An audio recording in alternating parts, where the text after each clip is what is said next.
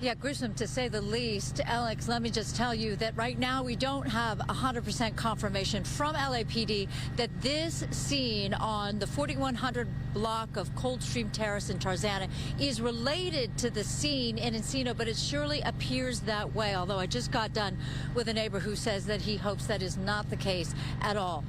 This is what it looks like overhead, thanks to Skyfox. The scene, the crime scene here in Tarzana. You see multiple law enforcement cars here. Apparently, they've been here all day. In fact, while we were in Encino, sort of on the thought that we had no idea who this dismembered body could be related to, and then the information came out about this scene here. But take a listen to what people were saying at the Encino location. From Skyfox, a pop-up tent covers the remains of a woman wrapped in plastic. Detectives say they found only the torso, clad in a bra, and what was left of her pants after her legs were cut off. I didn't believe it. Irene Melchor works at the cleaners nearby. She arrived not long after police and paramedics around 6:30 in the morning.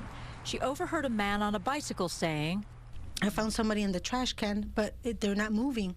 That's all I heard. And then the ambulance guy keeps talking to him, and then he says, what did you see? Well, I kept trying to wake up the body, but it's not moving.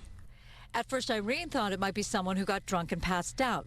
But then her coworker saw something straight out of a horror movie, a body without a head or limbs. Pretty scary. Jack lives across the street. I really don't know what to say.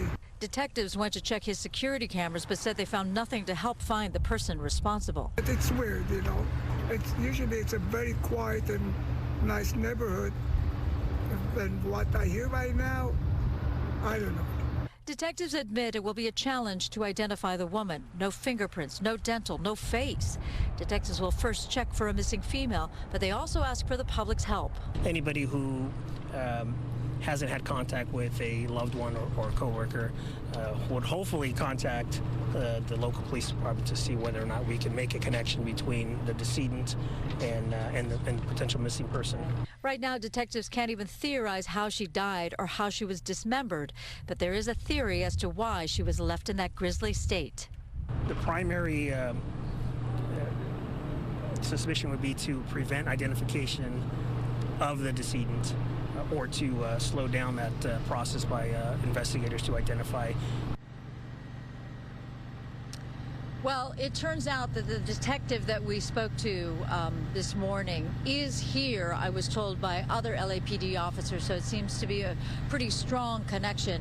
And as I said, I did talk to one of the neighbors who is just heartbroken. He describes this street in Tarzana as one where it's a very close-knit neighborhood. He does know the woman who may be the victim, describes her as a very sweet woman. She lives with her parents and her 3 children. Now, the husband, he says, may or may not live at that location. He says he doesn't see him as often as he saw the woman who very well may be the victim in this horrible crime.